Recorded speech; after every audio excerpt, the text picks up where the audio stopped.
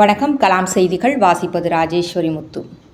திண்டுக்கல் மாவட்டம் வத்தலகுண்டு ஒன்றியத்தை சேர்ந்த 15 கிராம விவசாயிகளின் வாழ்வாரத்தை பாதுகாக்கும் வைகை அணை, சோத்துப்பாறை அணை, மஞ்சளாறு அணைகளின் உபரி நீரை எலுவன்பட்டி கண்மாய், விராலிப்பட்டி கண்மாய், ராமசாமி கண்மாய்க்கு தண்ணீரை கொண்டு வருவதற்காக திண்டுக்கல் மாவட்டம் முன்னாள் கலெக்டர் பூங்கொடி அவர்களிடம் அப்துல் கலாம் அறிவியல் விவசாய சங்க மாநில தலைவர் ஆபேல் மூர்த்தி கோரிக்கை மனு வழங்கியிருந்தார்.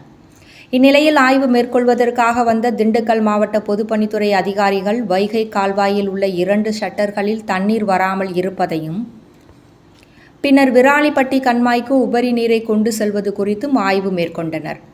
இந்நிகழ்வில் அப்துல் கலாம் அறிவியல் விவசாய சங்க மாநில தலைவர் ஆபேல் மூர்த்தி, திண்டுக்கல் மாவட்ட தலைவர் கோபால் மற்றும் குணாலன், யோகராஜா, விராலிப்பட்டி தலைவர் பிரபு உள்பட விவசாயிகள் பலரும் கலந்து கொண்டனர்.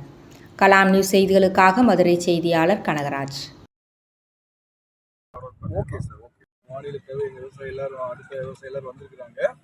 இங்க என்ன நடக்குது அப்படின்னா, இங்க பாருங்க, இந்த எலுவம்பட்டி, விராலிப்பட்டி இந்த பகுதிகளில் இந்த வைகை ஆற்று உபரி நீர் தண்ணீர் வருவதற்காக நாங்க மனு கொடுத்திருந்தோம் கலெக்டர் ஆபீஸ்ல. அந்த கலெக்டர் உத்தரவின்படி இன்னைக்கு பொதுப்பணித்துறை அதிகாரிகள் இந்த விராலிப்பட்டிக்கு வந்து இந்த உபரி நீரை, இந்த ஏற்கனவே உபரி நீர் கிடையாது, ஏற்கனவே இங்க கழுங்கு இருக்கு. இந்த கழுங்கு 2 கழுங்கு இருக்கு. இந்த ஊருக்குள்ள தண்ணி வராம ஆக்கிரமிப்புனால இந்த ஊருக்குள்ள இந்த வைகை ஆற்றில இருந்து தண்ணி வரல.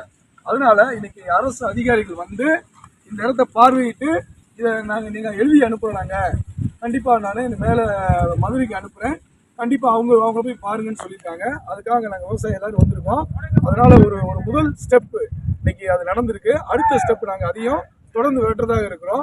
இன்னொரு விஷயம் பாருங்க, இன்னைக்கு திண்டுக்கல்ல இருந்து மாசு கட்டுப்பாடு வாரியம் எனக்கு ஒரு லெட்டர் அப்துல் கலாம் அறிவியல் விவசாய சங்கத்துக்கு கொடுத்துருக்கு.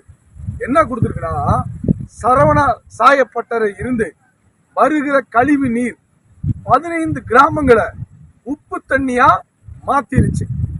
15 கிராமங்களை மாத்தின பிறகு எங்கிட்ட விவசாயி சொன்ன பிறகு நாம் கோரிக்கை மனு நாங்கள் கலெக்டர்ட்டையும் மாசு கட்டுப்பாடு வாரிய தலைவர்கிட்டையும் திண்டுக்கல்ல நேரடியா போய் கொடுத்தேன்.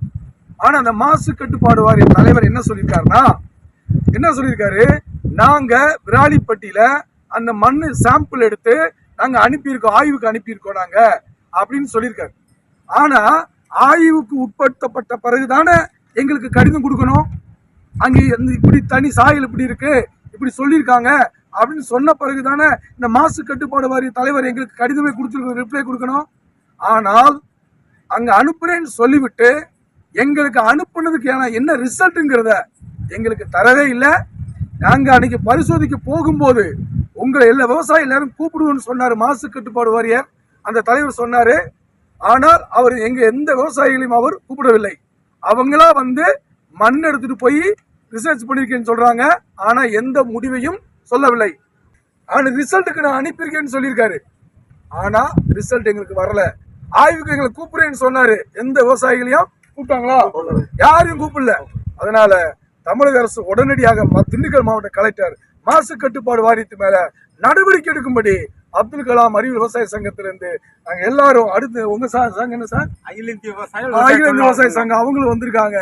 அந்த சங்கத்திலிருந்து எங்கள் கண்டனங்களை நாங்கள் பதிவு செய்கிறோம்.